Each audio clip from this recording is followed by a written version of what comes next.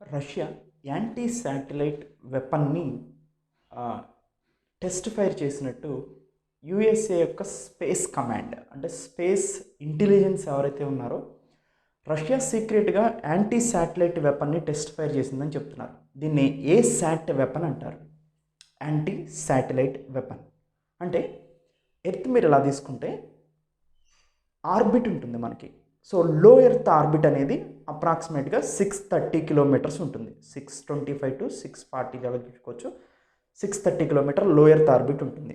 So అంటే ఇది ఎర్త్గా తీసుకుంటే ఇది లో ఎర్త్ ఆర్బిట్ అంటే ఇక్కడ నుంచి ఇక్కడికి డిస్టెన్స్ 630 కిలోమీటర్ ఉంటుంది. ఈ లో ఎర్త్ ఆర్బిట్లో మనం ఎక్కువగా శాటిలైట్స్ని ఇంట్రడ్యూస్ చేస్తూ ఉంటాం. శాటిలైట్ ఎర్త్ స్పీడ్తో సహా శాటిలైట్ కూడా తిరుగుతూ ఉంటుంది. చాలా హయ్యర్ స్పీడ్స్తో శాటిలైట్ కూడా ఎర్త్ చుట్టూ రొటేట్ అవుతూ ఉంటుంది. ఈ శాటిలైట్ని డిస్ట్రాయ్ చేయాలి అంటే ఎర్త్ మీద నుంచి ఒక బాలిస్టిక్ మిస్సైల్ని మీరు ఫైర్ చేస్తే ఈ శాటిలైట్ ఇలా తిరుగుతుంది కదా. సో ఇదే స్పీడ్తో ఇంత స్పీడ్తో తిరిగే ఈ శాటిలైట్ని సో డిస్ట్రాయ్ చేయగలుగుతుంది అనమాట ఈ మిస్సైల్. సో దీన్ని శాటిలైట్ని డిస్ట్రాయ్ చేయగలిగే ఈ మిస్సైల్ని మనం యాంటీ శాటిలైట్ వెపన్ అంటారు. మేజర్గా బాలిస్టిక్ మిసైల్స్ని యూజ్ చేస్తారు ఈ శాటిలైట్ని డిస్ట్రాయ్ చేయడానికి. అసలు శాటిలైట్స్ని ఎందుకు డిస్ట్రాయ్ చేయాలి అని మనం ఒకసారి అబ్జర్వ్ చేస్తే శాటిలైట్ అనేది ప్రామినెంట్ రోల్ని ప్లే చేస్తాయి ఈ మోడర్న్ వరల్డ్లో. శాటిలైట్ టెక్నాలజీ వచ్చిన తర్వాత మనం స్పేస్ టెక్నాలజీ కూడా ఎంత డెవలప్ అయిందో మనకు తెలుసు. ఇస్రో కానీ, నాసా కానీ, జెక్సా కానీ, యూరోపియన్ స్పేస్ ఏజెన్సీ ఈఎస్ఏ కానీ. సో స్పేస్ టెక్నాలజీస్ అనేది ప్రామినెంట్ రోల్ని ప్లే చేస్తున్నాయి. ఎందుకంటే కమ్యూనికేషన్, సమాచార సేకరణ కోసం, సైన్స్ అండ్ టెక్నాలజీ డెవలప్మెంట్ కోసం, నావిగేషన్ కోసం మనం జీపీఎస్ యూజ్ చేస్తున్నాం ఒక దగ్గర నుంచి ఒక దగ్గరికి వెళ్ళడానికి. తర్వాత డైరెక్ట్ హోమ్ యూజ్ చేస్తున్నాం. దాంతోపాటు మిలిటరీ అండ్ సివిలియన్ అప్లికేషన్స్ చాలా ఉన్నాయి శాటిలైట్స్కి సంబంధించి.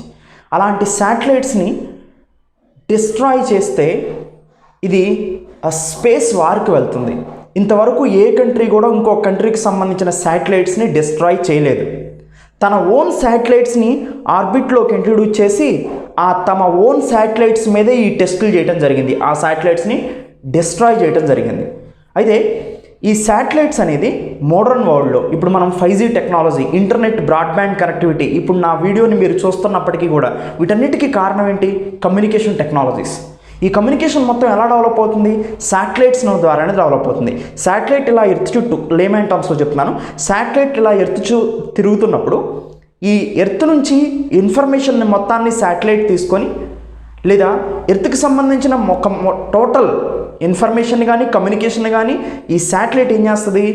అబ్జర్వ్ చేసి మళ్ళీ బేస్ స్టేషన్కి అందిస్తూ ఉంటుంది. సో ఇలా శాటిలైట్స్ అనేది సివిలియన్, మిలిటరీ పర్పస్లో ఎక్కువగా ఉపయోగిస్తాం. అలాంటి మోస్ట్ ఇన్ఫర్మేటివ్ అంటే కమ్యూనికేషన్కి సంబంధించి కానీ, నావిగేషన్కి సంబంధించిన కానీ ఇలాంటి శాటిలైట్స్ని డిస్ట్రాయ్ చేస్తే సో ఆ కంట్రీ యొక్క మేజర్ ఇంటెలిజెన్స్ని డిస్ట్రాయ్ చేసినట్టే. ఫ్యూచర్లో మనం ఈ స్పేస్ వార్స్ చూస్తామేమో అనిపిస్తుంది. ఎందుకంటే అన్ని కంట్రీస్ కూడా మ్యాక్సిమం ఈ యాంటీ శాటిలైట్ వెపన్స్ మీద రీసెర్చ్ చేస్తూ ఉన్నాయి. అయితే రీసెంట్గా యుఎస్ స్పేస్ అడ్మినిస్ట్రేషన్ క్లెయిమ్ చేసింది ఏంటంటే రష్యా జూలై 16న ఒక స్పేస్ ఆబ్జెక్ట్ని ఆర్బిట్లోకి ఇంట్రడ్యూస్ చేసి సో రీసెంట్గా దాన్ని ఆ శాటిలైట్ని డిస్ట్రాయ్ చేసింది యాంటీ శాటిలైట్ వెపన్తో అని చెప్తుంది. సో అయితే మరి యాంటీ శాటిలైట్ వెపన్స్ని టెస్ట్ చేయకూడదా అంటే చేయొచ్చు. కానీ యునైటెడ్ నేషన్ కన్వెన్షన్స్ ప్రకారం సో స్పేస్ వార్ అనేది విరుద్ధం. ఇంతవరకు ఏ కంట్రీ కూడా అదర్ కంట్రీస్ యొక్క శాటిలైట్ని డిస్ట్రాయ్ చేయలేదు. ఓన్లీ తమ శాటిలైట్స్నే డిస్ట్రాయ్ చేసుకున్నాయి. మరి ఫ్యూచర్లో ఏమైనా వార్ వస్తే సో స్పేస్ వార్కి దారితీస్తే అది కమ్యూనికేషన్ ఎక్విప్మెంట్ని మొత్తం డిస్ట్రాయ్ చేసిందిగా అవుతుంది. సో ఇది దృష్టిలో ఉంచుకొని యునైటెడ్ నేషన్కి సంబంధించి కూడా స్ట్రిక్ట్ లాస్ రావాలి. అయితే ఇప్పుడు వరకు ఏ కంట్రీస్కి ఈ క్యాపబిలిటీస్ ఉన్నాయి అంటే ఆర్బిట్లో ఉన్న శాటిలైట్ని డిస్ట్రాయ్ చేయాలి. ఎందుకు డిస్ట్రాయ్ చేయాలో చెప్పాం మనం. సో ఇప్పుడున్న మోడర్న్ వరల్డ్ మొత్తం శాటిలైట్స్ డేటా మీదే ఆధారపడుతుంది, కమ్యూనికేషన్ మీదే ఆధారపడుతుంది. ఈవెన్ మనం మొబైల్ ఫోన్స్ కానీ సో మనం చూసాం బ్రాడ్బ్యాండ్ కానీ, so DTH, direct to home కానీ లేదా other military and civilian applications మొత్తం శాటిలైట్స్ నడవకోకుండా ఈ మోడర్న్ వరల్డ్లో మనం లేము. అలాంటి శాటిలైట్ని డిస్ట్రాయ్ చేస్తే ఆటోమేటిక్గా ఆ కంట్రీ యొక్క ఇంటెలిజెన్స్, మిలిటరీ అండ్ సివిలియన్ క్యాపబిలిటీస్ని తగ్గించినట్టే. అందుకని యాంటీ శాటిలైట్ వెపన్స్ అనేది సో ఫ్యూచర్ వెపన్స్గా చెప్తున్నాం. సో ఫ్యూచర్లో డేంజరస్ స్పేస్ వార్ జరుగుతుందేమో. సో ఈ వెపన్స్ని కనుక టెస్ట్ ఫైర్ చేస్తూ ఉన్నారు. ఇప్పుడున్న కంట్రీస్కి ఈ యాంటీ శాటిలైట్ వెపన్స్ 4 కంట్రీస్ దగ్గర ఉన్నాయి. అవి ఫస్ట్ యూఎస్ఏ సక్సెస్ఫుల్గా టెస్ట్ ఫైర్ చేసింది 1962లోనే. తర్వాత రష్యా సక్సెస్ చేసింది. తర్వాత చైనా దగ్గర యాంటీ శాటిలైట్ వెపన్ ఉంది. 4th కంట్రీగా ఇండియా ఎమర్జ్ అయింది యాంటీ శాటిలైట్ వెపన్ని టెస్ట్ ఫైర్ సక్సెస్ఫుల్గా చేయడంలో. మనం దానికి మిషన్ శక్తి అనే పేరు పెట్టాం. దాన్ని మనం యాంటీ శాటిలైట్ ఏశాట్ వెపన్ని డిఆర్డిఓ సక్సెస్ఫుల్గా టెస్ట్ ఫైర్ చేసింది. ఈ ఏశాట్లో అంటే మనం ఒక ఆర్బిట్లోకి ఒక డమ్మీ శాటిలైట్ని ఇంట్రడ్యూస్ చేసి దాన్ని పేల్చేసాం ఆర్బిట్లో పేల్చేసినప్పుడు మనం యూజ్ చేసినటువంటి మిసైల్ ఏంటంటే ballistic missile Prithvi defence vehicle. So దీన్నే పృథ్వీ ఎయిర్ డిఫెన్స్లో మనం యూజ్ చేసే ఈ పృథ్వీ మిసైల్స్ని యూజ్ చేసాం. ఈ PDV MK2 అనే మిసైల్ను ఉపయోగించాం. దీన్నే పృథ్వీ డిఫెన్స్ వెహికల్ Mark 2గా చెప్తారు. ఈ మిసైల్ని మనం డిఆర్డిఓ మిషన్ శక్తిలో ఉపయోగించింది. దీంతో ఇండియా 4th కంట్రీగా ఎమర్జ్ అయింది యాంటీ శాటిలైట్ వెపన్స్ని కలిగి ఉన్న దేశాల్లో. ఈ దేశాలు ఏవి కూడా అదర్ శాటిలైట్స్ని డిస్ట్రాయ్ చేయలేదు. ఓన్లీ తమ శాటిలైట్స్ని డమ్మీ శాటిలైట్స్ని ఆర్బిట్లోకి ఇంట్రడ్యూస్ చేసుకుని ఆ శాటిలైట్స్ని డిస్ట్రాయ్ చేసినాయి. అయితే దీంట్లో ఉన్న మేజర్ ప్రాబ్లం ఏంటంటే స్పేస్ జంక్ ఏర్పడుతుంది. శాటిలైట్స్ని డిస్ట్రాయ్ చేస్తూ ఉంటే ఈ డిస్ట్రాయ్ చేసినప్పుడు ఈ డిస్ట్రాయ్ డెబ్రీస్ ఏవైతే ఉన్నాయో ఇవన్నీ కూడా ఆర్బిట్లో ఉండిపోతాయి. సో అవి ఫ్యూచర్లో స్పేస్ జంక్గా మారడానికి అవకాశం ఉంటుంది. అంటే స్పేస్లో కూడా మనం చెత్తను తయారు చేస్తున్నట్టు అనమాట. ఇప్పటికే శాటిలైట్స్ డెబ్రీస్ అంటే యూజ్లెస్ శాటిలైట్స్ ఏవైతే ఉన్నాయో, టైం పీరియడ్ అయిపోయిన శాటిలైట్స్ ఏవైతే ఉన్నాయో అవి ఆల్రెడీ డెబ్రీస్గా మారి స్పేస్ జంక్గా మారినాయి అనమాట. ఎనీవే ఇది స్ట్రాటజికల్ వెపన్స్ ఇవన్నీ కూడా. ఫ్యూచర్లో స్పేస్ వార్ వస్తే కమ్యూనికేషన్ టెక్నాలజీస్ని డిస్ట్రాయ్ చేయగలిగే క్యాపబిలిటీస్ ఇప్పుడు 4 కంట్రీస్కి ఉన్నాయి: USA, Russia, China, India.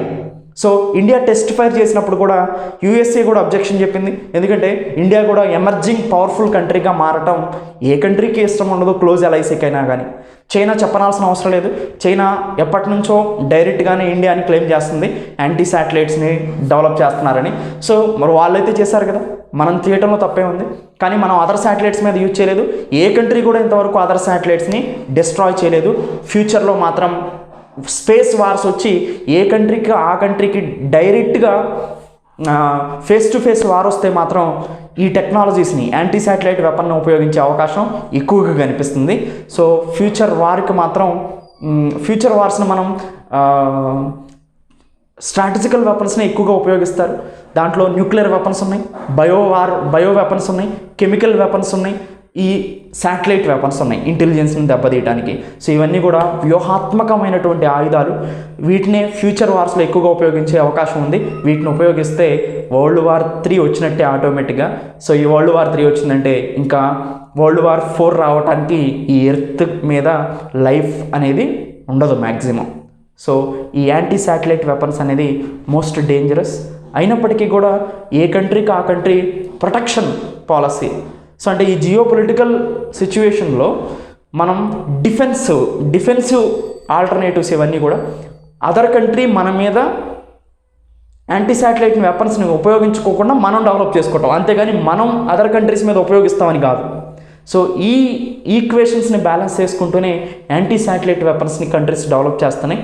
So peaceful countries, democracy countries లేదా డిఫెన్సివ్ కోసం ఈ వెపన్స్ని డెవలప్ చేసుకుంటే పర్లేదు. కానీ డిఫెన్సివ్ అఫెన్స్ అంటే ముందు డిఫెండ్ చేయటం కన్నా కూడా ముందు అఫెన్స్ చేయడానికి ముందుకు వచ్చే చైనా లాంటి కంట్రీల దగ్గర ఇవి ఉంటే మాత్రం సో ఫ్యూచర్లో ఈ వెపన్స్ అనేవి బాగా పవర్ఫుల్ వెపన్స్ గాను, సో World War III రావడానికి అవకాశం ఉండే వెపన్స్ గాను తయారయ్యే అవకాశం ఉంటుంది. సో ఎనీవే ఇవి యాంటీ శాటిలైట్ వెపన్స్. ఇండియా దగ్గర ఉన్నటువంటి యాంటీ శాటిలైట్ వెపన్ మిషన్ శక్తి.